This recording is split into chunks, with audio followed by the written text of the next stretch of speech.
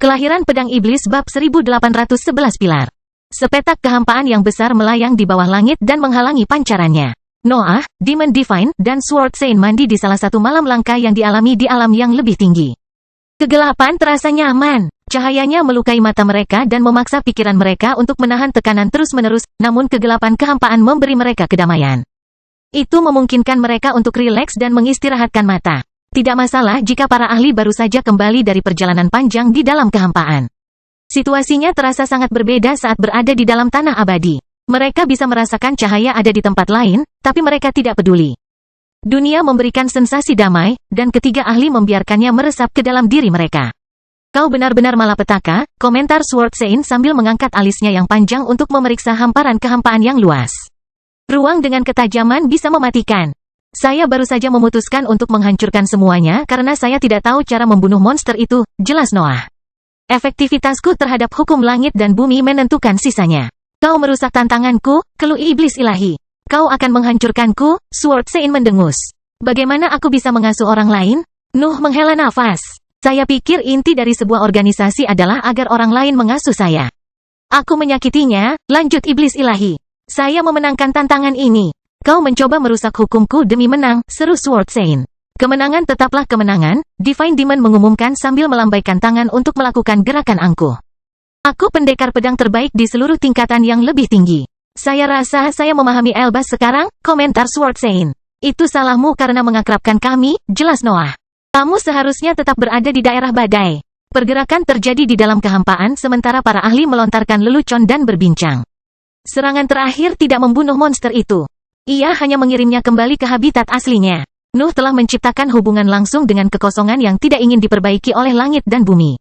Dunia bahkan tidak mempunyai energi untuk menggunakan hukum di ruangnya, sehingga jalur besar tersebut tetap terbuka dan memungkinkan para ahli untuk memeriksa peristiwa yang terjadi di sisi lain. Monster itu segera muncul kembali dalam pandangan mereka. Ia melayang di antara kehampaan saat berbagai makhluk kosong melesat ke arah sosoknya dan menyatu dengan tubuhnya. Monster itu bertambah besar dan mengembangkan fitur yang berbeda. Tanduk dan ekor muncul di tubuhnya, dan cakarnya direntangkan hingga memberikan penampilan yang jahat. Aku yakin kamu tidak memikirkan hal ini dengan matang, komentar Sword Saint saat melihat pemandangan itu. Tantangannya masih berlangsung, iblis ilahi berteriak gembira. Kalian berdua, diamlah, dengus Noah sambil memanggil Safu. Naga besar itu muncul di bawah bimbingan Nuh dan membuka mulutnya untuk melepaskan sebagian energi yang diserapnya selama perjalanan melalui kehampaan. Noah dengan cepat menyebarkan dunia gelap dan menutupi seluruh wilayah sebelum mengutak-atik energi itu. Lokakarya diaktifkan, dan pemahamannya tentang ruang memenuhi pikirannya saat ia menciptakan material yang dapat menyatu dengan bidang yang lebih tinggi. Prosesnya tidak memakan banyak waktu, namun Sword Saint masih menjadi sedikit khawatir ketika dia melihat monster itu terus tumbuh. Pada akhirnya ia akan memutuskan untuk melompat kembali ke tingkat yang lebih tinggi dan melanjutkan pertempuran, dan dia tidak tahu apakah ronde kedua akan berjalan sebaik ronde pertama. Iblis ilahi tidak terlalu peduli dengan masalah ini. Monster itu bisa memberinya kesempatan untuk memperpanjang tantangannya, jadi dia tidak keberatan tantangan itu kembali. Namun, dia memahami sifat situasinya bahkan dengan pikirannya yang gila. Sebagian dari dirinya hanya ingin kembali ke daratan hitam dan menyerap manfaat yang dikumpulkan selama misi. Noah mengabaikan sekelilingnya saat dia membangun sesuatu yang dapat menyelesaikan masalah ini untuk selamanya. Dunia gelap perlahan mulai mundur dan mengungkapkan bahwa dia telah menggunakan tambalan hitam untuk menutupi jalan menuju kehampaan. Nuh telah menciptakan versi ruangnya yang diperkuat dan menggabungkannya dengan dunia surga dan bumi yang lebih tinggi untuk menutup celah besar dan mengakhiri krisis. Usahanya tidak berhenti sampai di situ. Makhluk kosong itu masih bisa menembus langit karena langit dan bumi mengizinkan mereka lewat, jadi Nuh harus membuat lapisan pertahanan yang bisa mengakhiri peristiwa itu. Tentu saja Nuh tidak mau repot-repot menghubungi Raja Elbas untuk menanyainya tentang sifat batu emas yang digunakan untuk menekan sifat korosif langit. Dia hanya menambahkan aura yang mengancam pada petak materi gelap yang akan dia biarkan melayang di bawah bagian lapisan putih tersebut. Dunia gelap mundur setelah Nuh menyelesaikan prosesnya. Area luas di bawah langit telah menjadi gelap, dan lapisan hitam memisahkannya dari putihnya. Nuh telah memperbaiki dunia, namun ia menambahkan pengaruh pribadi ketika ia membangun kembali sebagian dunia. Sepetak ruang hitam itu berisi keserakahannya, jadi suatu hari nanti mungkin akan meluas dengan sendirinya. Monster itu telah menghilang, dan makhluk kosong tidak lagi terbang melewati langit. Lapisan hitam mencegah makhluk-makhluk itu mencapai bagian dalam alam yang lebih tinggi. Dan makhluk kuat itu telah jatuh di area kehampaan yang tidak jelas ketika Nuh menghancurkan ruang langit dan bumi. Bahkan dia tidak tahu di mana benda itu terjebak sekarang karena jalan kembalinya telah menghilang. Tanah abadi sekarang memiliki area yang tercakup dalam malam yang konstan. Sepetak ruang itu mencemari warna putih langit dan bumi, namun cahayanya tampaknya tidak mampu memengaruhinya. Masa depan tidak tampak terlalu cerah untuk lapisan yang berada tepat di bawah langit. Struktur itu pasti akan runtuh karena paparan terus-menerus terhadap bentuk putih paling murni di dalam bidang yang lebih tinggi. Itu akan segera hancur dan berpotensi membuat makhluk kosong itu merembes melewati material putihnya, tapi Noah tidak akan peduli pada saat itu. Mereka tidak punya alasan untuk melakukan penyeberangan setelah para ahli pergi.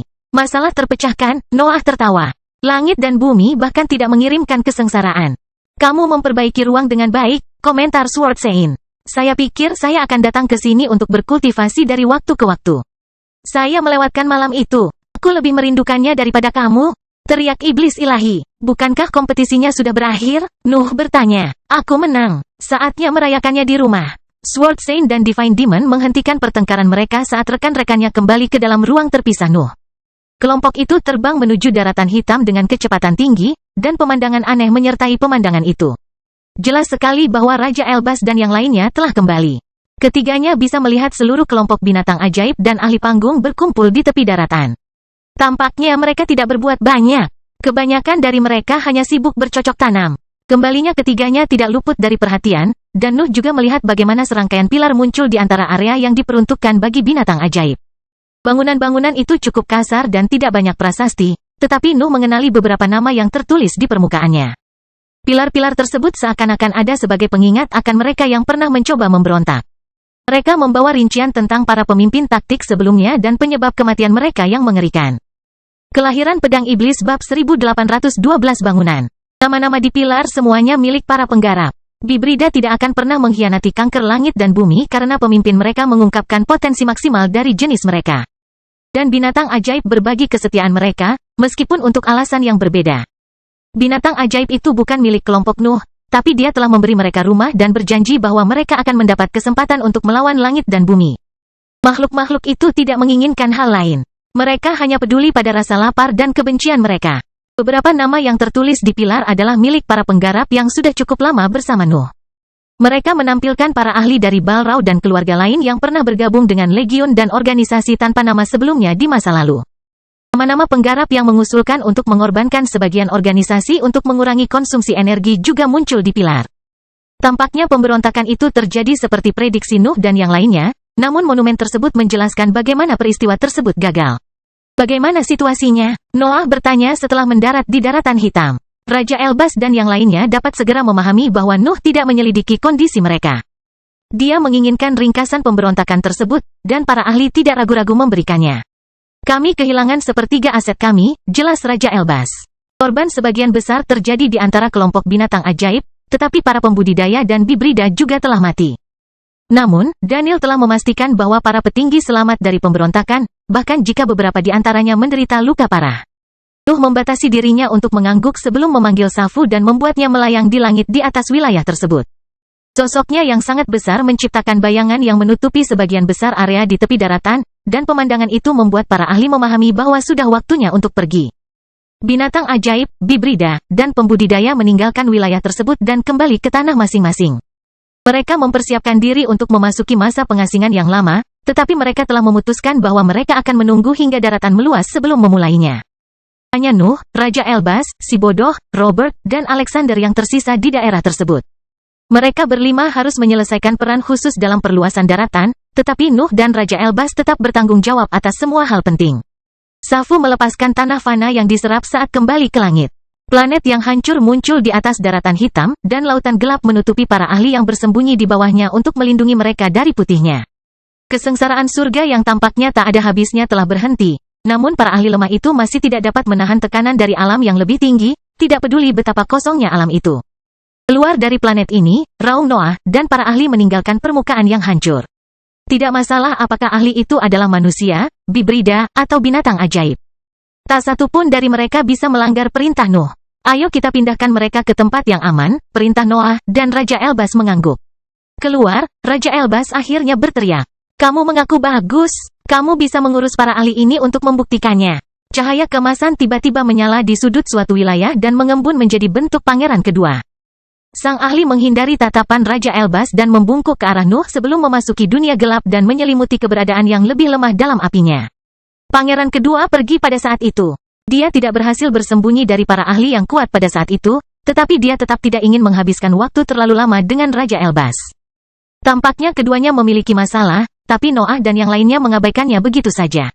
Nuh juga mengabaikan hal-hal yang berhubungan dengan pemberontakan untuk saat ini. Dia akan mempertanyakan June tentang kekacauan itu nanti, tapi dia fokus pada tugas utamanya sekarang. Nuh dan Raja Elbas secara samar-samar telah mendiskusikan pembuatan rumah baru mereka, tetapi mereka tidak pernah merincikannya secara terlalu rinci selama percakapan tersebut. Namun, mereka berbagi banyak ide, dan mereka juga sepakat untuk saling menghormati bakat satu sama lain. Nuh dapat menciptakan, mengembangkan, dan mengubah tanah, sementara Raja Elbas harus menutupinya dengan prasasti dan memastikan tanah tersebut stabil dengan baik. Robert dan orang bodoh ada di sana hanya karena pengaruh mereka. Babi akan mampu mengurus lahan baru tanpa semak biru setelah semuanya stabil, namun prosesnya akan membutuhkan keseluruhan kawanannya. Berapa banyak yang tersisa? Raja Elbas bertanya, dan Nuh segera membuat jejak yang terbuat dari materi gelap yang menghubungkan ahlinya dengan Safu. Tidak banyak, Raja Elbas menandatangani ketika dia memeriksa isi dimensi terpisah Safu. Saya pikir kita akan mendapatkan lebih banyak lagi. Saya harus menggunakan sebagian sebelumnya, jelas Noah tanpa repot-repot merangkum pengalamannya melawan makhluk kosong itu. Sepotong tanah abadi sedang mengalami malam yang sebenarnya sekarang. Kita mungkin harus menjelaskan cara menjelajahi kehampaan kepada yang lain, saran Raja Elbas. Kita memerlukan lebih banyak lagi untuk menutupi seluruh area di bawah langit. Fokuslah pada masa kini sekarang, dengus Noah. Mari kita mulai membangun. Noah tahu bahwa organisasinya membutuhkan banyak manajemen saat ini, tetapi dia juga ingin mengasingkan diri di dunia yang tidak berisiko berantakan setiap kali dia tidak menahan keasyikannya. Cancer memerlukan perombakan total tata letaknya. Dan para ahli yang lebih lemah harus belajar bagaimana menjelajah kehampaan karena kawasan tersebut merupakan sumber energi paling menjanjikan di dunia. Para pembudidaya dan bibrida juga memerlukan hierarki yang jelas ketika daratan menjadi terlalu besar untuk dibagi menjadi istana yang berbeda. Noah harus membuat faksi di dalam organisasinya, tapi dia tidak mempermasalahkan kejadian tersebut. Dia telah belajar betapa pentingnya perpecahan itu ketika suatu kekuatan menjadi terlalu besar. Mereka dapat membantu melatih rekrutan muda dan menciptakan sedikit persaingan di dalam dan di luar area pelatihan. Raja Elbas dan yang lainnya mengambil posisi setelah mereka mengatur segalanya, dan Safu mulai meniupkan energi yang terkumpul di ruang terpisahnya ke dunia luar. Naga itu telah berusaha menghancurkan material yang disita di kehampaan menjadi energi primer. Nuh dapat dengan mudah memodifikasinya dengan dunia gelap dan kesadarannya, dan dia tidak ragu untuk mengubahnya menjadi tanah yang keras. Ambisinya kemudian mengurus perbaikan lahan yang tidak sempat disempurnakan oleh bengkel. Hukumnya memaksa tanah dan udara berevolusi dan berubah menjadi material yang layak untuk organisasinya. Raja Elbas tiba tepat setelah Nuh. Dia memastikan tidak ada yang lolos pemeriksaannya, dan dia memanipulasi prasasti tersebut sehingga menyebar ke arah yang benar. Prosesnya tampak lebih rumit bagi Raja Elbas. Ambisi Nuh berhasil dalam situasinya.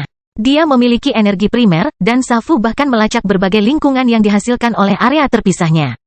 Sebaliknya, Raja Elbas harus mengerahkan banyak benda bertulisnya untuk melacak pekerjaannya dan memastikan bahwa pekerjaannya berjalan dengan benar.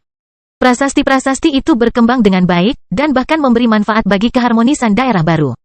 Semuanya berjalan baik. Kelahiran Pedang Iblis bab 1813 Pembantaian. The Fuleri dan Robert membatasi diri untuk menyebarkan pengaruhnya saat mengikuti Raja Elbas dan Nuh.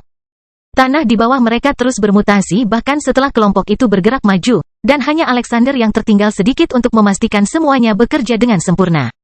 Alexander tidak memiliki bakat unik yang cocok untuk proyek itu. Tetapi kemampuannya yang tak terhitung jumlahnya membuatnya mampu memeriksa lingkungan jauh lebih baik daripada beberapa benda bertulis Raja Elbas. Bibrida dapat menggunakan kemampuan dengan tujuan dan elemen berbeda untuk memeriksa daratan dari berbagai sudut pandang. Selain itu, Alexander memiliki banyak keterampilan yang memberinya kekuatan untuk memperbaiki atau menyelesaikan kekurangan yang dapat ditimbulkan oleh mutasi. Alexander tidak berbuat banyak pada akhirnya. Hampir tidak mungkin cacat muncul setelah tanah mengalami mutasi aura, penyebaran prasasti, dan ambisi Nuh. Dia membatasi dirinya untuk memastikan semuanya baik-baik saja, tetapi perjalanannya segera menjadi membosankan. Safu melayang di atas kelompok dan terus mengirimkan energi primer setiap kali lingkungan kehabisan energi. Simpanannya semakin langka dengan cepat, namun kelompok tersebut berharap banyak. Kelompok ini menghabiskan beberapa tahun menggunakan segala sesuatu yang disita di dalam kekosongan. Safu kembali ke dalam ruang terpisah ketika sang ahli berbalik untuk memeriksa ciptaan mereka, dan daratan hitam besar terbentang dalam pandangan mereka. Daratan menampilkan banyak lingkungan. Nuh telah menggunakan informasi yang disimpan oleh dimensi terpisah Safu untuk menciptakan area berbeda yang ambisinya tidak ragu untuk ditingkatkan. Danau, gunung, sungai, air terjun, dataran, dan masih banyak lagi memenuhi area baru rumah para ahli tersebut. Titik besar lainnya telah muncul di antara warna putih yang tampaknya tak berujung. Zona hitam itu akan mampu menjadi landasan bagi kelahiran kembali alam yang lebih tinggi. Kami memiliki ruang 10 kali lebih banyak sekarang, Raja Elbas mengkonfirmasi melalui salah satu benda yang tertulis di tangannya. Memulihkan kerugian yang terjadi baru-baru ini tidak akan menjadi masalah, namun perjalanan menuju kekosongan akan diperlukan ketika wilayah tersebut sudah penuh sesak. Apakah kamu sudah mempunyai perkiraannya? Nuh bertanya. Beberapa milenium, Raja Elbas menjelaskan. Kami memiliki terlalu banyak keberadaan yang kuat, dan binatang ajaib yang Anda bawa ke sini tidak tahu bagaimana menahan diri. Saya yakin tikus tidak akan ragu untuk memakan semua yang terlihat. Tidak apa-apa, komentar Noah. Mari kita periksa kembali semuanya sebelum melanjutkan ke hal lain. Saya tidak sabar untuk mengasingkan diri. Tanda-tanda pemberontakan terlihat jelas ketika kelompok tersebut terbang melewati daerah yang pernah terjadi pertempuran besar. Daratan tersebut memiliki lubang-lubang besar di permukaannya, dan beberapa di antaranya bahkan menembus struktur dari sisi ke sisi. Nuh menjadi yakin bahwa dia harus membatasi pergulatan internal untuk melestarikan daratan dan menunda kedatangan misi kedua ke kehampaan yang tak terelakkan. Namun, dia masih belum jelas tentang metode yang bisa membuat para pembudidaya, bibrida, dan binatang ajaib menenangkan dendam mereka. Sebuah ide terbentuk di benaknya pada saat kelompoknya mencapai sebuah istana yang tinggi. June, Daniel, dan beberapa ahli yang mengikutinya dalam kehampaan sedang menunggunya di struktur, dan timnya segera mendarat untuk mempersiapkan pertemuan. Raja Elbas dan Nuh dengan hati-hati memberitahu semua orang tentang pertemuan itu.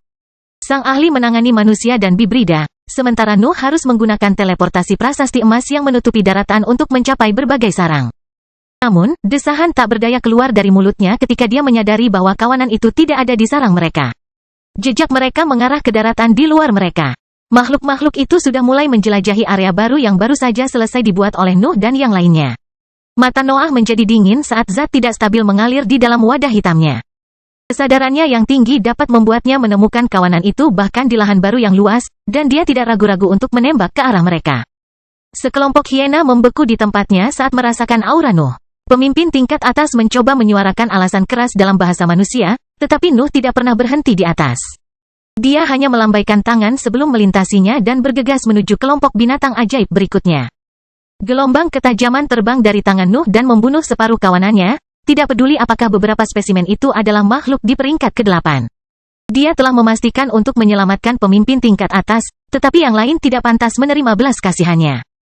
Kelompok kedua berisi tikus-tikus familiar yang mengikuti spesimen peringkat 8 di tingkat menengah. Namun kedatangan Nuh membuat mereka putus asa. Auranya yang mengamuk tidak berhenti bahkan setelah melintasi makhluk-makhluk itu, dan beberapa dari mereka meledak karena tekanannya. Raja Elbas membatasi dirinya untuk memberinya akses gratis ke prasasti di tanah. Dia hanya perlu menyentuh Nuh untuk membuat hubungan antara garis emas dan dirinya. Noah dapat langsung menggunakan gelombang mentalnya untuk mengaktifkan teleportasi pada saat itu. Kawanan binatang ajaib hampir tidak bisa melihat sosoknya sebelum setengah dari mereka mati dan Nuh menghilang lagi. Prosesnya berlanjut sampai Nuh mengurus semua binatang ajaib yang menjadi mangsa naluri mereka dan mengabaikan organisasi. Ia kasar dan kejam, tapi pendekatan itu dirasa perlu dalam situasi seperti itu. Binatang ajaib bisa menjadi alasan utama di balik kehancuran awal daratan. Nuh tidak mempertimbangkan rasa lapar mereka yang tak terkendali dalam gagasan itu. Kekhawatirannya datang dari naluri mereka. Sudah jelas bahwa pertempuran di antara makhluk peringkat 8 dapat merugikan daratan dan merusak seluruh organisasi dalam prosesnya. Meyakinkan para pembudidaya dan bibrida untuk tidak bertarung di tanah hitam akan mudah, tetapi membuat kelompok tersebut mengerti bahwa hal itu mungkin memerlukan waktu. Pendekatan yang keras memiliki tujuan yang tepat. Itu adalah pengingat bagi makhluk-makhluk itu bahwa Nuhlah yang berkuasa dan bahwa dia tidak akan menunjukkan belas kasihan apapun di depan mereka yang tidak mengikuti perintahnya. Beberapa kelompok yang lebih kuat berkumpul setelah acara tersebut dan memutuskan untuk menyerang Noah. Ular abadi, tikus, dan sekelompok singa biru berapi-api tidak menerima hasil itu dan ingin mengingatkannya bahwa mereka lebih dari sekadar bawahan biasa. Namun, naluri mereka mulai berteriak ketakutan ketika mereka melihat Noah mengaktifkan teleportasi dan menatap ketiga kelompok itu. Ia tidak membuka auranya, dan substansinya yang tidak stabil juga berhenti mengalir keluar dari lubang hitamnya. Dia pada dasarnya berada pada posisi terlemahnya dalam situasi itu, Tetapi semua binatang ajaib melihatnya sebagai orang yang tidak terkalahkan. Binatang ajaib itu dapat segera menyadari bahwa serangan mereka tidak akan mampu menembus tubuh bagian atasnya. Kulitnya terasa seperti material terkuat di seluruh alam yang lebih tinggi. Nuh menghilang di antara cahaya teleportasi sementara makhluk-makhluk itu tetap berada di tempatnya. Mereka masih marah atas pembantaian yang tiba-tiba itu, tetapi segalanya menjadi lebih sederhana ketika mereka memikirkan diri mereka sendiri. Mereka dapat membangun kembali kelompok mereka, tetapi mereka tidak dapat menemukan tempat lain seperti daratan hitam secara keseluruhan di bidang yang lebih tinggi. Kelahiran Pedang Iblis bab 1814 tujuan.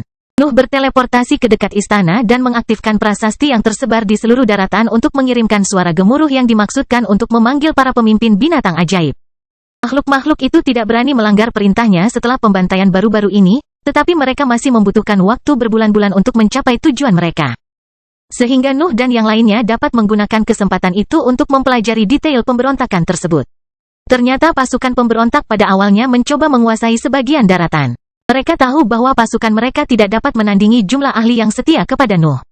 Jadi mereka ingin fokus mempertahankan perbatasan dan menghabiskan energi di area tersebut hingga musuh merasa terpaksa mengikuti rencana mereka.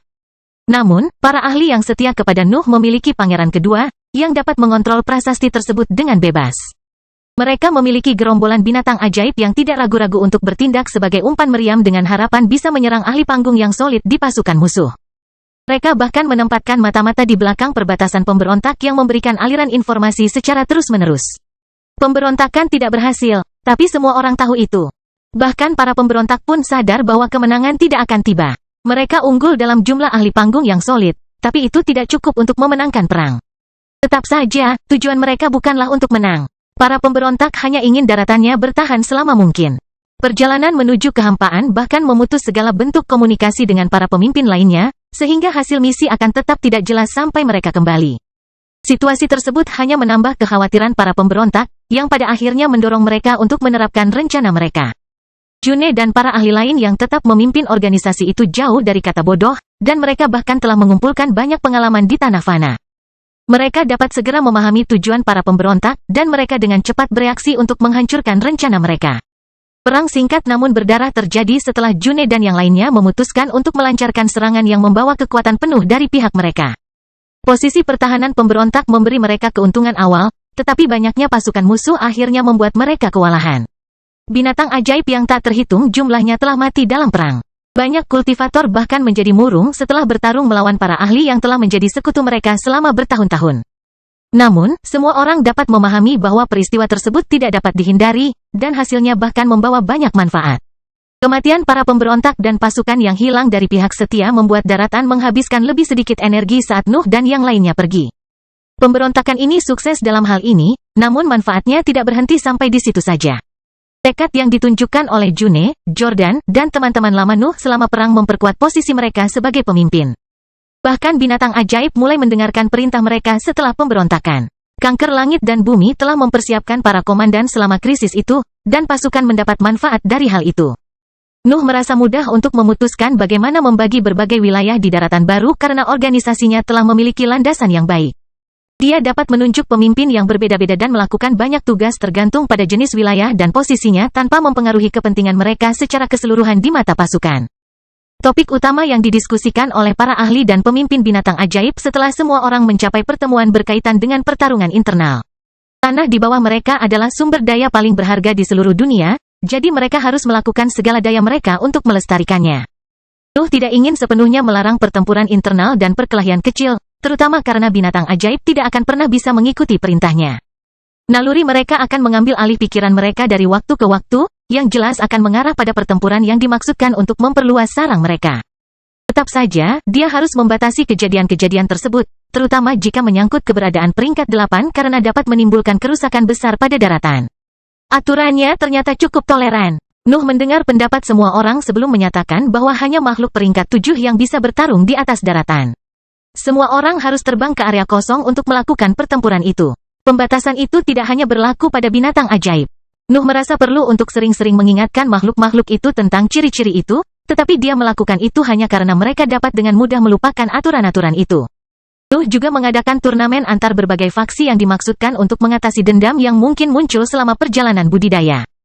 Peristiwa-peristiwa itu hanya dapat meredakan perasaan intens itu, tetapi Nuh tidak peduli selama dia menunda ledakan yang tak terhindarkan itu. Pertemuan semakin menarik ketika mencapai topik-topik yang melibatkan para ahli mendekati puncak peringkat ke-8. Secara teori, mereka semua bisa saja mulai mendekati wilayah yang dilanda badai. Tapi itu bukanlah satu-satunya pilihan yang tersedia sekarang karena mereka telah memastikan bahwa kekosongan tersebut tidak berarti kehancuran yang pasti. Nuh menugaskan Raja Elbas untuk menulis gambaran menyeluruh tentang perjalanan yang melibatkan ingatan dan pertimbangan terakhirnya. Nuh ingin organisasinya mempelajari cabang perjalanan budidaya tersebut dan membuatnya berkembang. Melewati kekosongan untuk merebut energi merupakan sebuah pendekatan revolusioner yang mampu membuat organisasinya mampu bertahan dalam situasi tersebut selama berabad-abad. Wajar jika Nuh ingin semua orang menghafal metode itu.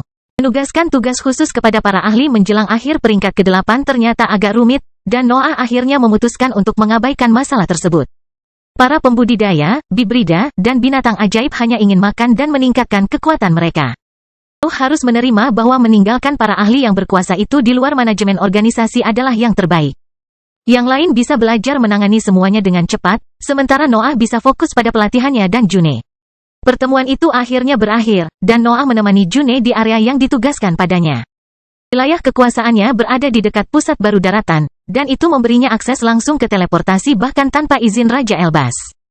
Aku yakin kamu akan segera pergi, June mengumumkan begitu keduanya memasuki ruangan yang diperkuat di lantai atas sebuah istana. Relatif segera, Noah menjelaskan, tanpa mengabaikan nada kesal dalam suaranya. Saya pikir saya membutuhkan keberadaan peringkat 9 sekarang. Hanya daerah badai yang bisa memberi saya itu. Nuh telah memutuskan sebagian bahwa tujuan berikutnya adalah daerah yang penuh badai. Sudah waktunya untuk mendekati daerah yang penuh dengan hukum yang kacau dan dimaksudkan untuk menghasilkan lahan baru, tapi dia tidak akan pergi ke sana tanpa persiapan. Pengasingan diperlukan untuk menyerap semua yang telah dia pelajari selama perjalanan panjang. Nuh bahkan telah melalui 2 terobosan, jadi dia perlu meluangkan waktu untuk dirinya sendiri dan pusat kekuasaannya. Tentu saja, June mungkin ada selama proses itu. Dia sudah lama mengetahui kapan dia bisa mengganggunya, dan dia juga tampak cukup sibuk.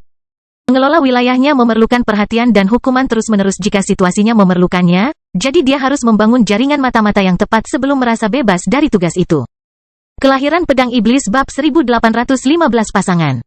Waktu singkat yang dihabiskan di dalam rumah Raja Elbas tidak dapat memberikan pemahaman lengkap kepada Nuh tentang kekuatan barunya. Bahkan pertarungan setelah terobosan hanya bisa membuatnya mengandalkan teknik lama yang menggunakan lebih banyak kekuatan karena dia tidak memiliki kesempatan dan kemampuan untuk menguji keterampilan baru. Kekosongan bisa menjadi tempat terbaik untuk menguji kemampuan karena kurangnya benda yang bisa dihancurkan. Namun, kurangnya energi menjadikannya lingkungan terburuk untuk mengembangkan teknik baru. Target Nuh selanjutnya adalah daerah yang dilanda badai, dan dia tidak bisa mendekatinya tanpa persiapan. Levelnya saat ini akan memungkinkan dia untuk bertahan hidup di sana jika dia berperilaku hati-hati. Namun, sumber daya peringkat 9 adalah alasan sebenarnya di balik keinginannya untuk mendekati wilayah yang dipenuhi hukum yang kacau balau. Nuh harus tiba di daerah badai dengan cukup percaya diri untuk berburu makhluk peringkat 9. Satu-satunya pengalamannya yang pantas melawan keberadaan di level itu datang dari kehampaan, tapi dia mendapat dukungan dari seluruh kelompoknya di sana. Kemenangan-kemenangan itu tidak berarti banyak. Pemahaman diam-diam menyebar ke seluruh daratan hitam sementara berbagai faksi mulai berkembang dan para pemimpin berlatih dalam kesunyian total. Penjelajahan wilayah badai biasanya merupakan misi yang mendekati peringkat ke-9 dengan sendirinya, tetapi tim Nuh adalah pengecualian dalam hal itu. Hampir mustahil bagi sebuah organisasi normal untuk memiliki banyak pakar yang siap melakukan perjalanan melintasi wilayah yang dilanda badai.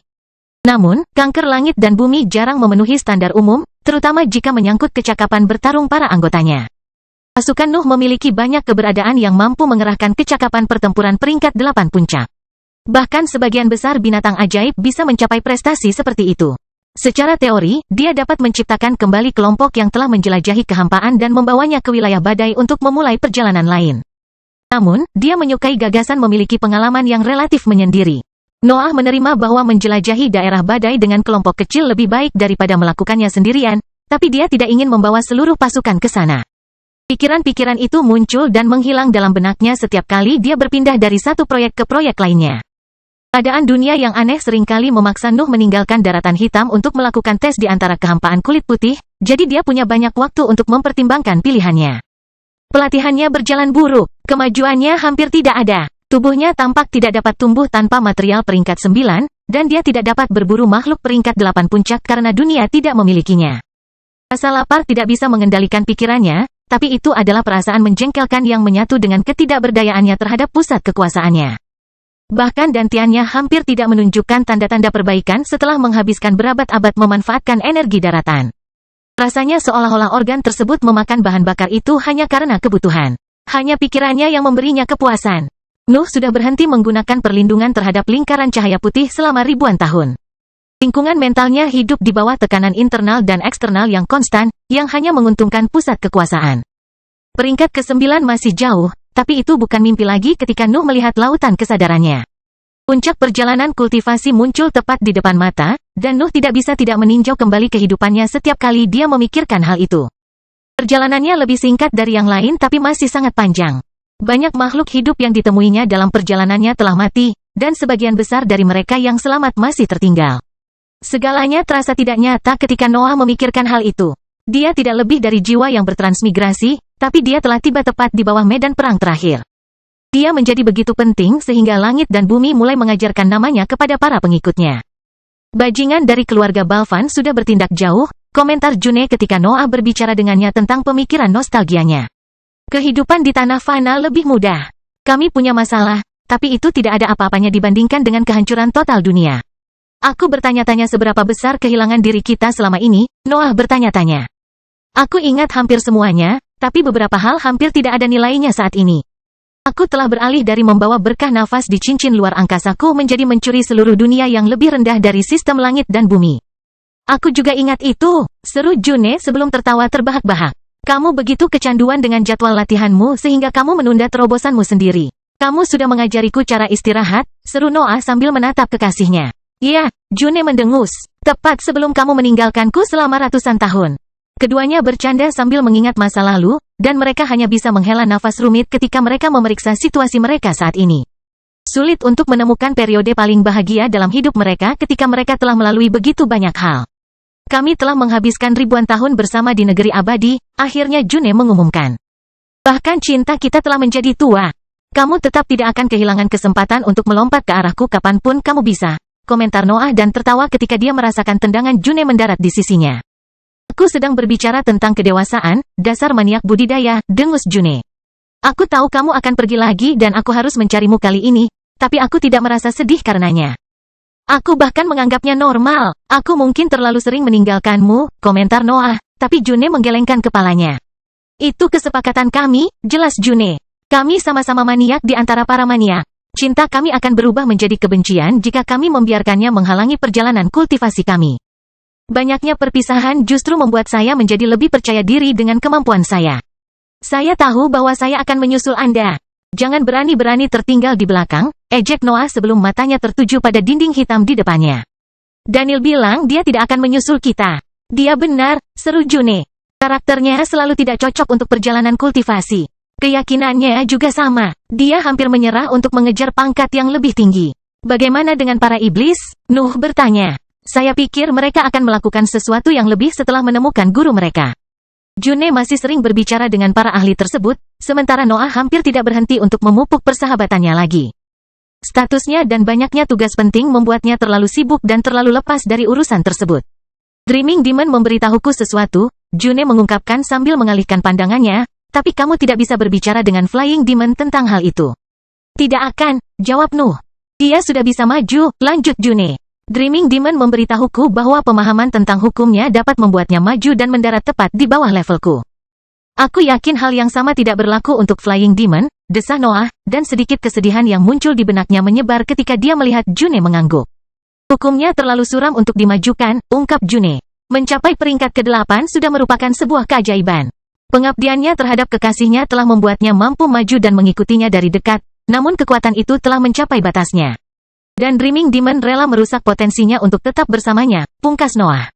Mereka pasangan yang serasi, desah June. Sepasang idiot yang cantik, itulah jalan mereka, komentar Noah. Mereka telah memilih cara hidup. Itu tidak buruk, tambah June. Sungguh menyedihkan, Nuh hanya setuju dengannya dalam hal itu.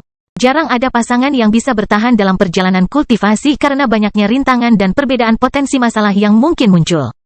Noah dan June cukup beruntung melihat lawannya mengambil keputusan yang tidak akan pernah mereka terima jika mereka berada di posisi mereka. Keduanya bisa memahami iblis, tapi mereka tetap tidak setuju dengan keputusan mereka. Namun, mereka hanya bisa merasa sedih dengan situasi mereka. Kelahiran Pedang Iblis bab 1816 menunggu. Nuh telah memiliki banyak kemampuan sepanjang hidupnya, tetapi kebanyakan dari kemampuan tersebut gagal mengimbangi peningkatannya. Banyak yang mempunyai potensi untuk mencapai level yang lebih tinggi, namun sifatnya tidak lagi sesuai dengan hukum yang berkembang selama ini. Kemampuannya saat ini mengungkapkan ciri-ciri ikonik dari hukumnya. Domain bayangan dan teknik pergerakannya menggunakan pemahamannya tentang ruang untuk bekerja. Teman-temannya, bengkel, dan dunia gelap berasal dari ciptaannya. Teknik deduksi iblis, substansi yang tidak stabil, haus darahnya, dan seluruh serangannya bergantung pada kehancurannya. Keserakahannya juga menjadi bagian dari daftar itu setelah mewarisi kemampuan pencuri tertinggi.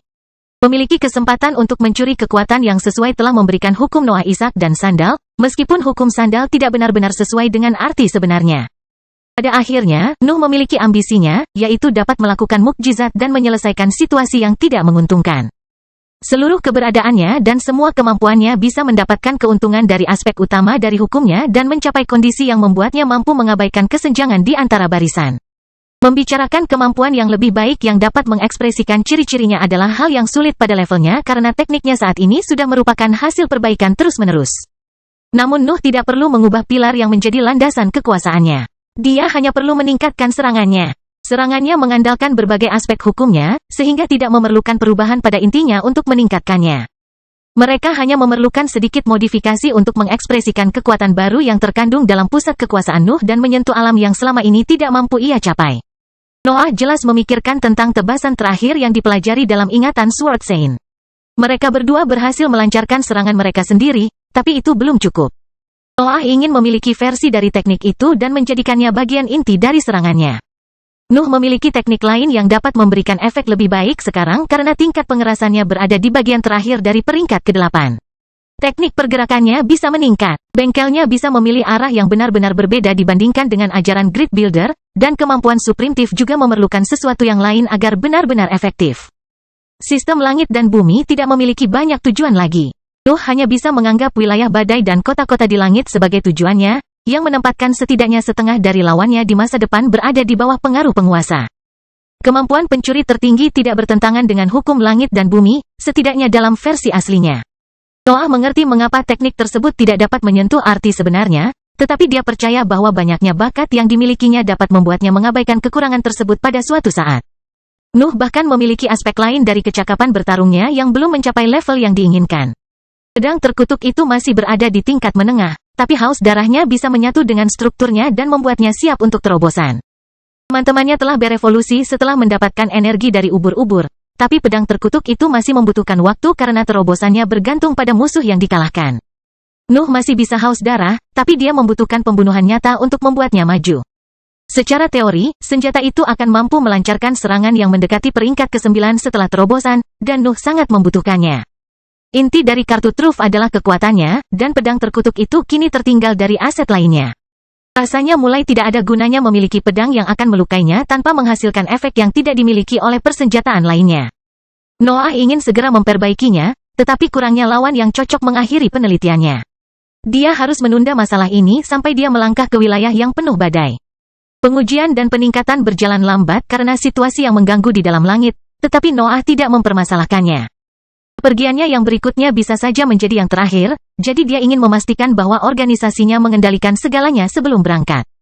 Pimpinan resmi yang baru menangani faksi masing-masing dengan baik, dan studi tentang kekosongan tersebut juga berjalan dengan cepat. Organisasi tersebut akan segera memiliki tim yang siap berangkat dan mencuri sumber energi dari langit dan bumi.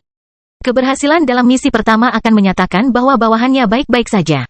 Kawanan binatang ajaib merupakan ancaman potensial bagi para pemimpin resmi saat ini karena spesimen tingkat atas di barisan mereka. Kultivator dan bibrida umumnya lebih kuat dari makhluk-makhluk itu, namun perbedaan kekuatannya cukup besar. Mereka memiliki kesempatan untuk mengambil alih daratan hitam setelah Nuh dan yang lainnya berangkat ke wilayah badai. Tentu saja, Nuh tidak bisa mengurus semuanya, tapi dia telah mengambil binatang ajaib, jadi itu adalah masalahnya yang harus dia tangani. Daratan itu bahkan merupakan ciptaannya, dan dia tidak ingin melihatnya runtuh setelah kepergiannya. Waktu pasti mengalir seiring berkembangnya kehidupan di daratan. Raja Elbas dan pangeran kedua membangun dimensi terpisah yang dimaksudkan sebagai tempat berkembang biak di mana makhluk yang lebih lemah dapat hidup hingga mereka mencapai tingkatan dewa. Faksi-faksi tersebut memperluas dan menyelenggarakan beberapa turnamen di antaranya untuk mempererat hubungan dan daya saing. Kurangnya musuh yang tepat mengurangi kerugian seminimal mungkin, dan satu-satunya krisis selalu melibatkan kelompok lemah binatang ajaib yang menjadi gila karena kelaparan mereka. Misi sukses di dalam kekosongan akhirnya terjadi, dan organisasi mengerahkan seluruh sumber dayanya untuk menyempurnakan prosedur tersebut.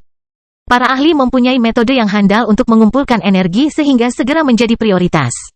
Berbagai misi menuju kehampaan mengikuti kesuksesan awal tersebut. Sekolah-sekolah yang mengajarkan pendekatan berbeda bermunculan di mana-mana, dan peta kegelapan menjadi arus utama di seluruh organisasi. Kekuatan Nuh berkembang di wilayah yang belum pernah disentuh oleh siapapun, tetapi Nuh melakukan hal itu tanpa dia. Namun, itulah intinya. Para bawahan harus belajar cara mengumpulkan energi sendiri karena dia tidak akan berada di sana untuk menemukan metode gila lainnya. Berlalunya waktu membawa para ahli dengan kecakapan bertarung mendekati puncak peringkat ke-8 semakin dekat dengan keberangkatan mereka. Mereka semua merasa sempit di dalam daratan karena tidak bisa memberi mereka motivasi untuk menjadi lebih kuat. Mereka bahkan tidak mempunyai bahaya. Semuanya terlalu damai. Para bawahan akan dapat memperluas daratan bahkan setelah kepergian mereka dengan serangkaian prasasti baru. Prosesnya akan lebih lambat karena wilayah baru harus bergantung pada pengaruh wilayah hitam untuk mendapatkan pengaruh ambisi dan mutasi Nuh. Namun, kurangnya solusi yang lebih baik membuat metode tersebut menjadi sesempurna mungkin. Titik balik akhirnya tiba. Para pemimpin yang selama ini mengasingkan diri tidak berbicara satu sama lain selama pelatihan. Namun mereka mulai meninggalkan area pelatihan pada waktu yang hampir bersamaan setelah mereka merasa siap untuk perjalanan. Nuh ternyata adalah yang terakhir dari mereka, dan dia menemukan 7 ahli menunggunya begitu dia kembali ke permukaan. Kelahiran Pedang Iblis bab 1817 Badai. Alexander, Sword Saint, Wilfred, Divine Demon, Robert, dan Stephen menyambut Noah di langit di atas pelatihannya. Mereka telah menunggu di sana beberapa saat. Namun, mereka semua merasa bahwa dia akan keluar pada periode itu. Jangan bilang padaku bahwa kamu harus menghabiskan 1 abad lagi di sini, ejek Raja Elbas. Pewarisku tidak akan membuang waktu lagi, dengus iblis ilahi. Saya bisa melihat kebosanan di matanya. Kau akan membunuhku di hadapan hukum yang kacau, desah Stephen. Kamu berharap, Wilfred menggelengkan kepalanya. Tak satu pun dari kita akan mengambil jalan keluar yang mudah. Kalau begitu, itulah kami, seru Noah sambil matanya beralih ke para ahli. 8 dari kita akan pergi ke daerah badai bersama-sama. Kami pikir memiliki lebih banyak eksistensi hanya akan memperlambat kami, jelas Alexander. Tidak ada ruang untuk kesalahan di sana. Kami tidak bisa membiarkan semua orang masuk. Itu adalah cara yang bagus untuk mengatakan bahwa mereka masih terlalu lemah untuk area tersebut, komentar Sword Saint. Kami juga hampir tidak bisa memenuhi persyaratannya sendiri, tapi kami akan baik-baik saja jika bersama-sama. Alexander dan Sword Saint adalah satu-satunya ahli di antara kelompok yang telah menjelajahi sebagian wilayah badai. Pengetahuan mereka tentang daerah tersebut sangatlah penting, tetapi Noah belum merasa perlu untuk mempertanyakannya. June terbang keluar dari area pelatihan Nuh ketika dia merasakan bahwa Nuh telah berhenti untuk berbicara dengan para ahli. Dia tersenyum rumit ketika dia menyadari bahwa waktunya akhirnya telah tiba. Kekasihnya akan pergi, dan dia mungkin tidak akan kembali. Aku akan menemukanmu, bisik June saat dia melihat Noah turun ke arahnya. Aku tidak akan memaafkanmu jika tidak, Noah mengumumkan sambil tersenyum dan meraih jubahnya untuk menariknya lebih dekat. Raja Elbas dan yang lainnya mengalihkan pandangan mereka saat Nuh dan June berciuman. Keduanya tetap melakukannya selama beberapa saat, namun menunggu beberapa menit bukanlah masalah ketika rombongan hendak berangkat. Tinggalkan dengan tenang, bisik June ketika keduanya berpisah. Kami akan baik-baik saja di sini. Kami juga telah menyiapkan jalan keluar menuju daerah badai kalau semuanya berantakan. Pandangan Nuh tertuju pada daratan hitam. Strukturnya telah berkembang pesat pada tahun-tahun itu. Misi menuju kehampaan berjalan dengan sangat baik sehingga banyak kawasan layak huni yang masih kosong. Sampai jumpa di akhir perjalanan, Noah tersenyum sambil kembali menatap June. Jangan terlambat. June terus menggenggam tangan Noah hingga dia berbalik dan terbang kembali ke arah ahlinya. 8 dari mereka menghilang pada saat itu. Mereka telah memulai misinya, dan daratan segera terasa lebih kosong tanpa aura mereka mengalir melalui strukturnya. Babi itu pada akhirnya memutuskan untuk tidak datang, jelas Robert begitu kelompok itu muncul kembali di kehampaan putih melewati daratan.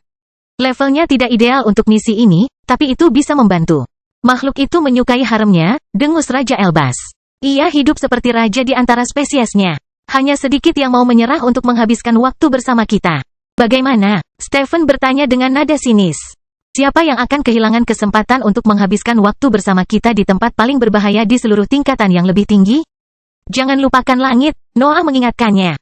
Kami tidak cukup tahu tentang kota-kotanya untuk menyatakan tempat paling berbahaya di negeri abadi. Saya yakin saya dapat menemukan jawabannya, Divine Demon mengumumkan sambil melambaikan tangannya untuk mengungkapkan harga dirinya. Jangan pikirkan itu, Wilfred mendengus. Cobalah untuk tidak menantang kami saat kami berada di wilayah badai. Apakah itu berarti aku bisa melakukannya sekarang? Iblis ilahi bertanya saat matanya berbinar. Pertahankan tantanganmu bagi mereka yang tinggal di daerah badai, perintah Noah. Jangan mencobanya pada kami. Kamu membuat ahli warisku membosankan, iblis ilahi menggelengkan kepalanya. Ia jauh lebih lucu sebelum bertemu kalian semua. Kelompok itu bergerak melewati warna putih dengan cepat, tetapi langit dan bumi tidak bereaksi terhadap perjalanan mereka. Semuanya sunyi saat mereka mendekati daerah kacau di kejauhan. Ekspresi mereka menjadi rileks saat angin bertiup menerpa wajah mereka. Para ahli tidak bisa tidak menghargai sensasi angin kencang energi lemah yang menyelimuti sosok mereka dan terbang melewati mereka. Mereka akan memasuki dunia di mana mereka bisa menyerap segalanya dengan bebas. Sensasi itu menyegarkan setelah menghabiskan ribuan tahun mengkhawatirkan apakah daratan akan mampu menopang mereka. Badai akhirnya terjadi di mata mereka. Hukum warna-warni yang kacau berkobar di antara orang-orang berkulit putih dan menciptakan area luas yang menutupi sebagian besar penglihatan mereka. Seluruh dunia bisa bersembunyi di dalam zona tersebut, dan para ahli tidak sabar untuk menjelajahinya. Langit dan bumi akan datang setelah ini, Stephen mengingatkan kelompok itu. Stephen belum pernah berada di pihak langit dan bumi, namun perasaannya telah berubah menjadi kebencian diam-diam setelah kiamat. Para penguasa telah menghancurkan selnya. Membalas dendam pada rekan-rekannya yang gugur adalah hal yang paling bisa dia lakukan. Harus saya akui rasanya aneh berada di sini, komentar Raja Elbas. Rasanya sudah final. Jangan emosional padaku, dengus Noah. Jalannya masih panjang. Kita baru menginjak tahap terakhir. Jalan bukanlah kata yang tepat untuk menggambarkan badai, tambah Sword Saint. Mereka bahkan memiliki tempat khusus dalam pikiran langit dan bumi, desah Robert. Saya tidak tahu lebih banyak. Mereka merasa perlu setiap kali saya mencoba menyelidikinya. Teori tidak ada gunanya pada saat ini, Divine Demon mengumumkan. Jawabannya ada di depan kita. Kita hanya perlu menemukannya. Badai punya segalanya kecuali jawaban, desah Alexander. Kamu akan mengerti setelah kamu menghabiskan waktu di dalamnya. Kekacauan tumbuh subur di sini. Apakah kamu ingin berpidato sekarang? Wilfred bertanya. Tidak. Noah segera menjawab. Kami akan masuk ke dalam. Nuh melangkah maju, dan para ahli lainnya mengikuti di sampingnya. Badai dengan cepat meningkat ketika kelompok tersebut menyelam ke dalamnya.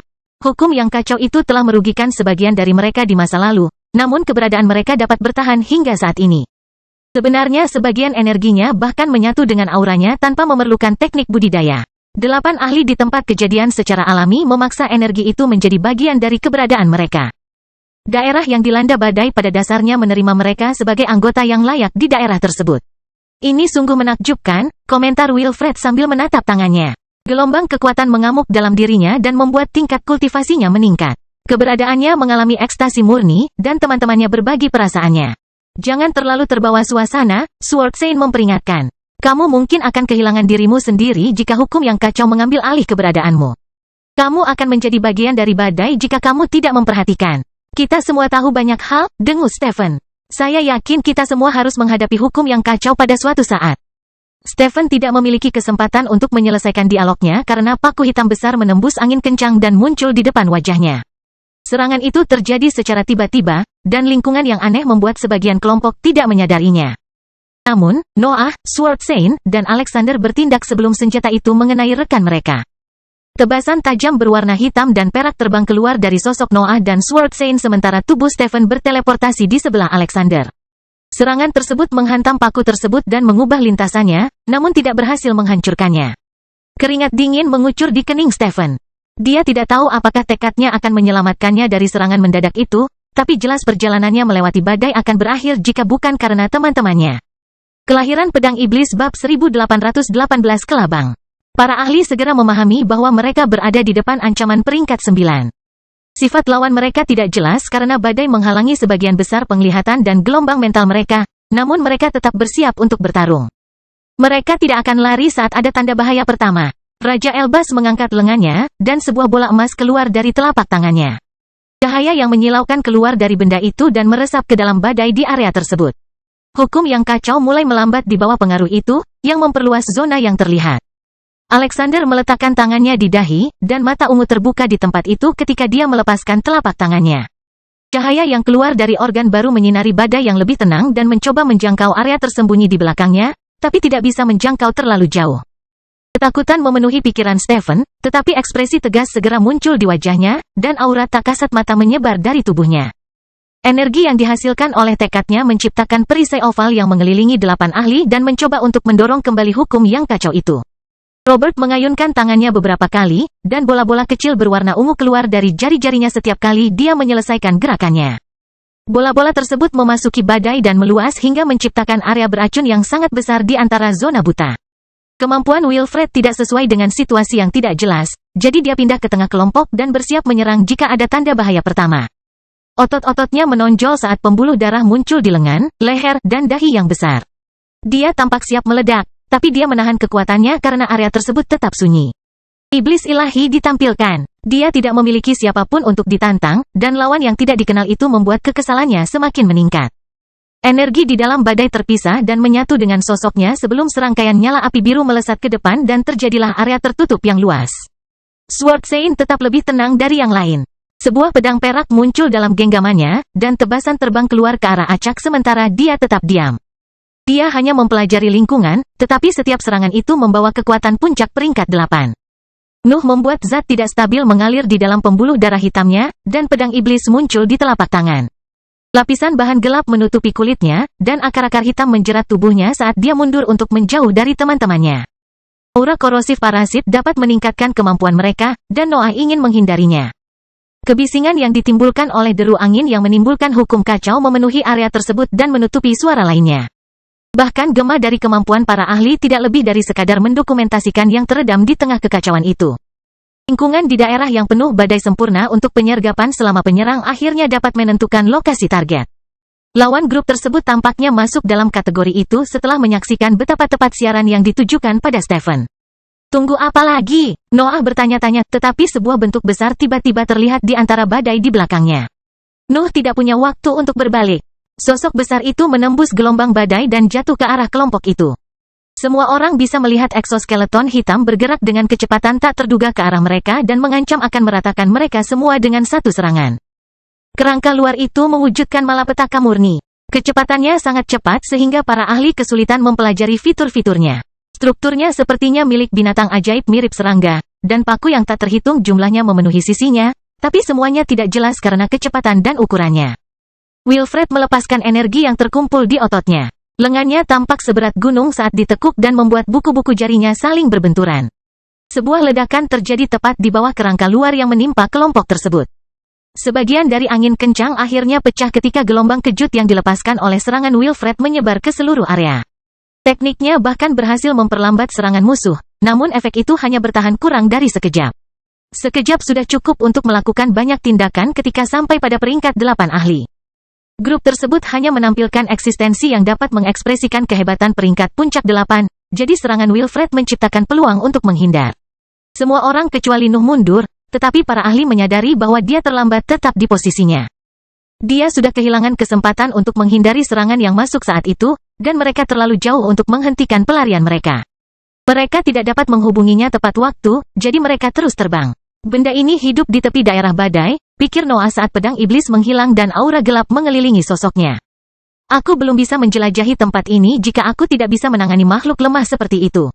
Berbagai wajah muncul di kulit Noah, tetapi tubuhnya tidak mengalami perubahan mendadak. Ambisinya juga tidak keluar. Dia mempertahankan tingkat kultivasi normalnya saat lengannya terangkat dan mempersiapkan diri untuk menghadapi serangan itu. Kerangka luar yang sangat besar jatuh ke tubuh Nuh dan mengirimkan kekuatan yang sangat besar ke dalam dirinya. Noah ingin mempertahankan posisinya, namun mau tak mau ia terjatuh setelah berjuang selama beberapa detik. Dia terbang melintasi badai saat suara retakan menyebar dari dalam dirinya, namun punggungnya akhirnya mendarat di area berpasir dan membuatnya berhenti. Badai terus mengamuk di sekelilingnya, tetapi badai itu lebih tipis di tempat itu.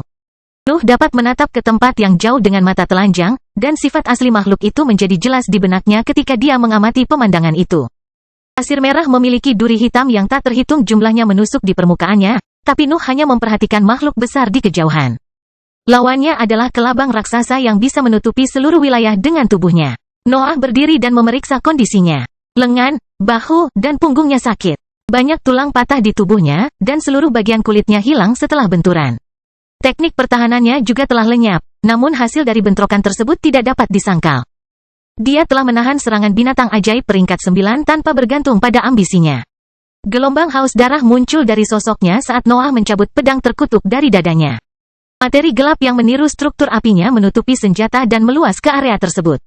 Gelombang energi yang kuat mengalir di dalam tubuhnya saat materi gelap membakar pasir dan sebagian badai. Bahan bakar tersebut tidak berhasil menyembuhkan tulangnya, namun lubang hitam menggunakannya untuk menstabilkan kondisinya dan membuatnya mampu mengekspresikan kekuatan penuhnya. Cukup bermain-main, pikir Noah saat ambisinya melonjak. Tidak ada teknik tambahan yang muncul di tubuhnya. Noah tidak membutuhkan apapun lagi saat dia menggunakan ambisinya. Bahkan aset yang saat ini dikerahkan dalam serangannya tidak lebih dari sekedar alat yang diperlukan. Lagi pula, pedang terkutuk itu perlu membunuh musuh yang lebih kuat agar bisa maju, dan Nuh membutuhkan energi kelabang untuk memperbaiki lukanya dan mendapatkan lebih banyak kekuatan. Salah satu duri di sisi kelabang meregang dan menjelma menjadi salinan sempurna tubuhnya. Noah bisa melihat makhluk itu menatapnya. Mata hitamnya hanya menunjukkan rasa lapar, dan penjepitnya mengeluarkan suara yang tidak bisa dihentikan badai saat membuka dan menutup. Kelahiran Pedang Iblis Bab 1819 Cabang. Mata Nuh menajam saat kelabang menunjukkan kemampuan bawaannya yang aneh. Dia bisa melihat sisa tubuh makhluk itu masih terbenam dalam lapisan hukum yang lebih tebal, tapi kepala lain telah tumbuh keluar dari tubuhnya dan siap melawannya. Kelabang tidak membiarkan Nuh mempersiapkan serangannya. Ia melesat ke depan, dan cabang tubuhnya meregang saat ia terbang menuju lawannya dengan kecepatan yang tak terduga. Makhluk itu tidak memerlukan waktu lama untuk mencapai Nuh. Gerakan cepatnya akan menyerupai transmisi jika bukan karena tubuh besarnya yang masih berdiri di belakang dahan. Noah tidak punya waktu untuk melancarkan tebasan, tapi dia tidak membutuhkan gerakan dalam kondisinya saat ini. Rasa haus darahnya melonjak, dan retakan besar tiba-tiba terbuka di sisi kepala makhluk itu. Ambisinya bisa membuat serangan terjadi meski Noah tidak melakukan teknik sebenarnya. Dia hanya perlu berpikir bahwa hukumnya cukup untuk mengaktifkan kemampuannya, dan pukulannya akan mendarat. Cahan hitam berterbangan kemana-mana di lingkungan dan tersebar di antara badai, dan serangan itu membuat kelabang keluar dari lintasannya dan membuatnya meleset dari Nuh hanya beberapa meter.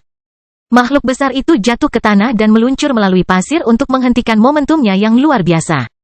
Nuh melihat kerangka luar raksasa bergerak di dekatnya, dan kekuatan meningkat saat materi gelap yang berapi-api membakar sebagian dalam dan pecahan hitam makhluk itu. Nuh tidak pernah puas dengan sensasi yang dia rasakan. Energi makhluk peringkat 9 sangatlah murni. Dan kekuatan yang dibawanya dapat membuat setiap keberadaan peringkat 8 terasa seolah-olah mereka sedang berenang di antara lautan yang tidak ada harapan untuk serap mereka. Tentu saja, hal itu tidak berlaku bagi Nuh karena persyaratannya yang tidak masuk akal. Dia merasa gembira setelah lukanya sembuh total, dan tubuhnya dapat menyerap energi yang terkumpul. Namun, sedikit ketidakberdayaan segera menghilangkan perasaan itu dan memenuhi pikirannya. Sekarang telah menyadari sesuatu yang akan membuat sebagian besar ahli menyerah dalam perjalanan pelestarian selama penyerapan. Energi yang terkandung dalam kelabang memang luar biasa, namun tubuhnya hanya mengira sebagai makanan terbaik untuk levelnya. Itu tidak mengalami peningkatan kekuatan secara tiba-tiba. Rasanya sulit untuk menerima bahwa makhluk peringkat 9 tidak lebih dari makanan lezat.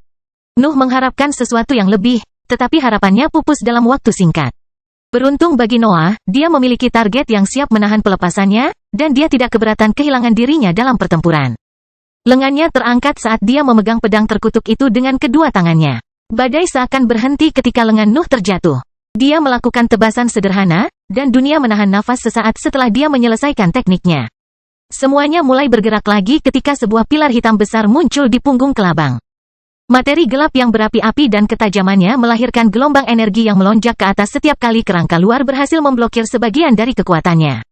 Turun lagi, perintah Nuh dalam pikirannya, dan energi yang terkumpul di pilar jatuh ke arah kelabang. Makhluk itu mencoba memutar kepalanya, tetapi cabang tubuhnya menyelam lebih dalam ke pasir merah setiap kali pilar mengirimkan energi kembali ke kerangka luarnya. Serangan Noah sepertinya tidak ada habisnya. Energi yang diblokir oleh kerangka luar tetap menjadi bagian dari tekniknya dan menimpa makhluk itu setiap kali dia memberi perintah. Terlebih lagi, materi gelap menyebarkan pengaruhnya di area tersebut, dan beberapa angin kencang mau tidak mau menyatu dengan strukturnya untuk mengintensifkan hantaman. Noah tidak perlu mengayunkan pedang terkutuknya lagi. Ledakan keras bergema di antara badai setiap kali pilar itu menimpa makhluk itu. Cedera muncul di tubuhnya beberapa kali karena kelemahan senjatanya, tapi energi yang dibakar oleh materi gelap yang berapi-api memperbaikinya dalam waktu singkat. Proses tersebut berlanjut hingga retakan besar terbuka pada cabang kerangka luar dan membuka jalan menuju bagian dalam lunak makhluk itu. Dampak serangan Nuh menjadi sangat dahsyat pada saat itu. Sebagian besar organ kelabang berubah menjadi debu setelah energi Nuh menyebar ke seluruh organ tersebut. Makhluk itu akhirnya menarik kembali cabangnya, tetapi hanya separuhnya yang kembali ke tubuh utamanya dan berubah menjadi paku yang retak. Separuh lainnya tetap berada di samping Nuh, dan dia tidak ragu-ragu untuk menyimpannya di dalam ruang terpisahnya sebelum menembak kembali ke arah badai yang lebih padat. Menemukan rekannya di lingkungan itu biasanya merupakan tantangan berat, tapi mereka mengerahkan kemampuan terbaik mereka untuk melawan kelabang. Nuh dapat melihat suar dan ledakan warna-warni merembes melewati badai lebat dan memberinya jalan kembali ke kelompoknya. Adegan mengerikan terjadi dalam visinya ketika dia bersatu kembali dengan kelompoknya. Kelabang telah menciptakan 7 cabang yang melawan teman-temannya secara terpisah. Sementara itu, kepala utamanya tetap berada di belakang dan memeriksa situasi. Makhluk itu nampaknya hampir melesat ke depan karena rasa lapar yang sangat besar yang dirasakannya, namun ia menunjukkan pengendalian diri dalam situasi itu.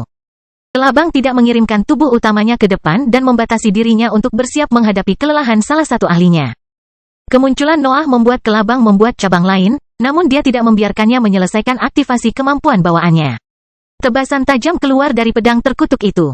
Serangan itu mendarat pada paku yang bertransformasi tepat di depan matanya. Cabang tersebut tampak lemah selama transformasi karena akan kehilangan sebagian perlindungan kerangka luarnya untuk sementara waktu. Bagian dalam kelabang yang lembut terbuka, jadi serangan menusuk Nuh berakhir dengan efek yang luar biasa. Seluruh lonjakan transformasi meledak setelah energi api Nuh meresap ke dalam kainnya. Makhluk itu mengeluarkan suara pekikan marah, namun kelompok tersebut hampir tidak dapat mendengarnya karena badai yang mengamuk di sekitar mereka. Sword Saint dan Alexander adalah orang pertama yang berhasil melepaskan diri dari serangan kelabang. Sword Saint menutupi seluruh cabang dengan ketajaman perak yang perlahan melahap kerangka luarnya dan mencapai bagian dalam yang lembut. Semuanya hancur pada saat itu, dan kepala makhluk itu mengecil hingga kembali ke bentuk semula. Alexander mengerahkan beberapa kemampuan bawaan pada saat yang bersamaan. Mata ketiganya memungkinkan dia untuk memprediksi serangan yang datang dan melancarkan serangan balik yang akurat, yang menciptakan serangkaian keterampilan halus yang dapat menembus kerangka luar yang tangguh. Tampaknya itulah satu-satunya kelemahan dalam kekuatan makhluk itu. Cabang yang melawannya akhirnya roboh dan berubah kembali menjadi paku.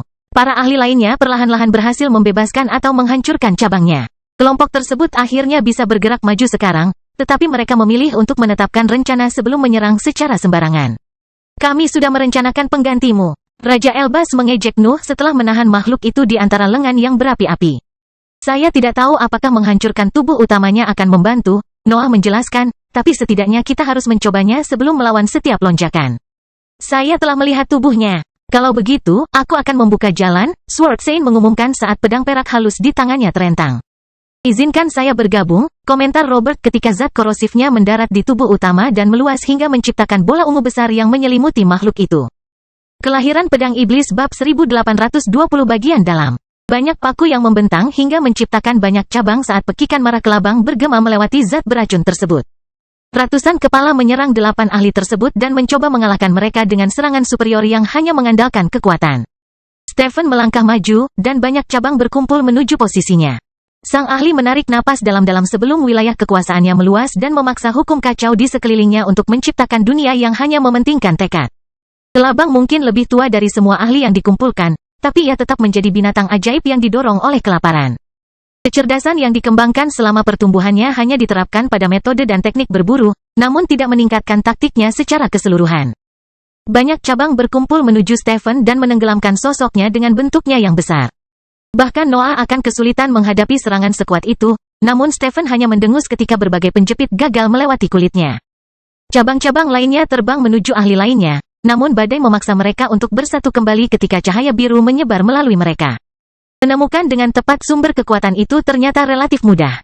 Kelabang dapat melihat iblis ilahi berdiri di tempat kosong di atas makhluk itu dan mengendalikan salinan tubuhnya yang tertahan untuk menembak ke arahnya. Alexander muncul di jalur mereka, dan ukurannya bertambah saat dia mengaktifkan kemampuan bawaan lainnya. Mata ungunya menghilang saat tanduk dan cakar tumbuh menyatu dengan sosoknya. Banyak kepala yang menghantam sosoknya yang semakin besar dan mendorongnya ke belakang. Alexander meludahkan darah dan menderita luka dalam, tetapi iblis ilahi tetap tidak tersentuh karena pengorbanannya. Wilfred melancarkan beberapa pukulan ke arah dahan untuk mencoba melewati pertahanan Alexander. Serangannya yang tanpa henti mendarat pada salinan-salinan itu sampai salinan-salinan itu meninggalkan dada Alexander dan memberinya waktu untuk bernapas. Noah menunggu sinyal Sword Sein untuk menembak ke depan. Robert menutupi tubuh utama makhluk itu dengan zat beracunnya, dan dinding dahan menghalangi jalannya. Dia tidak akan pernah mencapai targetnya sendirian, jadi dia membutuhkan bantuan ahlinya. Sword Sein menutup matanya saat ketajamannya berkumpul di depan sosoknya dan melahirkan bola perak yang berputar 1 menit. Nuh merasa heran melihat pemandangan itu. Dia tahu teknik itu dengan sangat baik. Itu adalah kemampuan yang sama yang dia sempurnakan selama pengasingan terakhir. Dia juga telah menciptakan versi pribadi dari teknik ini, seru Noah dalam benaknya saat pedang iblis muncul di genggamannya. Teman-temannya melakukan yang terbaik, jadi dia harus melakukan hal yang sama. Dia tidak ingin mengungkapkan semua kartu asnya karena langit dan bumi selalu mengawasi. Namun, dia juga tidak ingin menahan kemampuannya. Ambisinya membuat tingkat kultivasinya tumbuh hingga melewati setengah tahap solid. Bilahnya siap melepaskan tusukan, tapi dia belum bisa menembak lawannya dengan jelas. Wajah muncul di aura gelap yang menutupi pedangnya, dan beberapa lapisan materi gelap serta akar korosif juga terbentuk di sekitar senjatanya. Dia siap melancarkan serangan yang mengandung sebagian besar tekniknya, tapi dia harus menunggu Sword Sein menyelesaikan serangannya. Pedang halus milik Sword Sein hancur saat kekuatannya terbang menuju bola tersebut. Bola itu tidak membesar, namun kekuatannya terus meningkat seiring dengan ketajaman sang ahli. Pakar itu akhirnya melambaikan tangannya ke tempat yang tampaknya acak di belakangnya. Sebuah tebasan kecil muncul pada bola yang berhenti berputar dan mengarahkan bukaannya ke arah deretan cabang. Pecahan logam yang membuat kerangka luar makhluk itu terbang melintasi area tersebut. Badai biasanya akan memakan mereka, namun mereka tetap tertegun setelah serangan Sword Sein. Serangan besar-besaran tersebut mengancam akan membuat kelompok tersebut mundur. Namun Raja Elbas segera melemparkan tombak emas ke arah gelombang kejut yang sangat besar tersebut dan memaksanya untuk meledak. Ledakan tersebut menyebarkan sinar keemasan yang membuat gelombang kejut membeku selama beberapa saat. Gelombang mental Noah dapat meluas ke depan pada saat itu, dan sebuah jalan terbentuk di pikirannya ketika dia memahami jumlah kehancuran yang telah diciptakan oleh Sword Sein. Noah melesat ke depan begitu jalan terbentuk di pikirannya. Sosoknya muncul dan menghilang saat ia terbang di antara cabang-cabang yang hancur dan terluka untuk mencapai tubuh utama kelabang. Gelombang kejut kembali ketika Nuh mencapai kepala utama, tetapi serangannya melesat ke depan sebelum bisa menyentuh tubuhnya. Dua tebasan tajam jatuh ke arah makhluk itu dan terbang ke arah kepalanya sebelum menghilang secara tiba-tiba. Bahkan kelabang pun tetap terkejut dengan kejadian itu. Serangan itu terjadi di depan matanya beberapa saat yang lalu, tapi semuanya tiba-tiba menghilang. Makhluk itu merasa tertipu. Ia bersiap untuk mengeluarkan suara pekikan keras, tetapi tiba-tiba ia menyadari bahwa ia tidak dapat berbicara lagi. Sesuatu sedang bergerak di dalam tubuhnya. Kelabang merasakan energi yang tidak dapat berhenti di dalam dirinya untuk menghancurkan segala sesuatu yang terkandung dalam kerangka luarnya dan bergerak maju melalui seluruh sosok utamanya. Gelombang kejut menghantam Noah pada saat itu, tapi dia memastikan untuk menyimpan pedangnya dan memperluas dunia gelap yang membara. Serangan-serangan itu masih menghancurkan materi gelapnya dan mendarat di tubuhnya, namun efeknya jauh lebih lemah pada saat itu. Noah melesat ke depan sambil merentangkan tangannya untuk menggunakan hukum yang kacau untuk menghentikan momentumnya. Dia tidak peduli dengan luka dalam yang dideritanya. Dia lebih suka menderita lebih banyak luka daripada tersesat di daerah badai. Noah telah menggunakan domain bayangan untuk memindahkan tebasannya ke dalam tubuh kelabang. Pertukaran baru-baru ini menunjukkan betapa organ dalam makhluk itu cukup lemah, jadi dia berencana mengakhiri pertarungan dalam satu serangan. Tebasan yang menusuk memiliki banyak fitur. Mereka memiliki energi parasit yang korosif, ketajaman yang kuat, pemberdayaan ambisi dan pencapaiannya, serta materi gelap yang berapi-api. Mereka bahkan menjadi lebih kuat setelah terbang melewati hukum yang kacau dalam jarak dekat.